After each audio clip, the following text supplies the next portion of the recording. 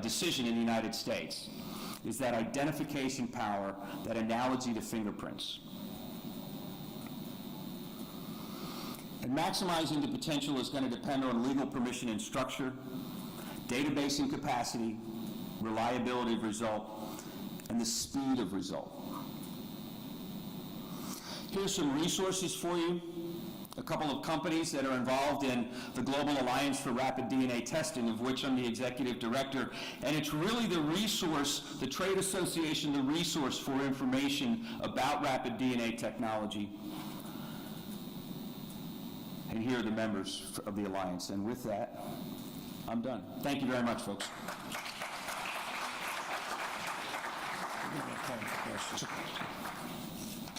Okay, I'm sorry we don't have time for questions, but Chris will be around. I'm sure he'd be happy to talk to you.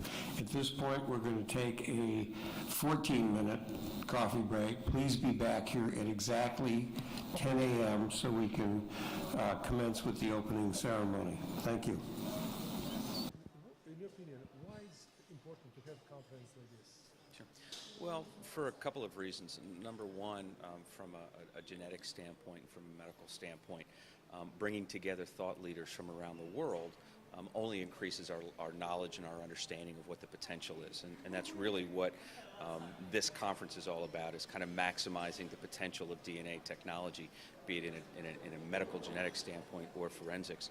And from a forensic standpoint, what we're looking to do is learn how we can all better leverage the power of DNA to fight crime, to solve crime more quickly, and ultimately prevent crime. Specifically, what you will say here in conference? What I'm here to talk about are some of the scientific advances and legal applications of a new technology called rapid DNA technology. What's being developed right now is some instrumentation which will allow us to do forensic DNA profiling within about 60 to 90 minutes. And that will really fundamentally change the way law enforcement uses DNA. Right now, law enforcement collects a DNA sample from an individual or from a crime scene, and they send it off to a laboratory, and it takes sometimes a long time to get those results back.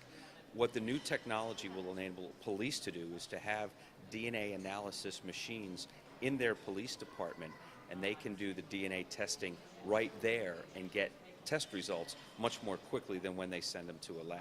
Now, it won't be appropriate for all kinds of DNA testing, complex samples and mixed samples and things like that.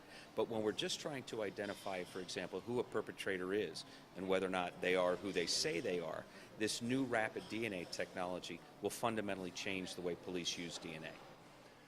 Why is it important to have people like Dragan Riverets who lead this kind of stuff here in Croatia? Because you really need thought leaders to drive this process. Any kind of implementation of a technology or an application of a technology means that you need thought leaders, you need policymakers, policy influencers to really drive that process. And Dragan is that kind of thought leader in Croatia, and that's why it's important for people like him to really be behind these things.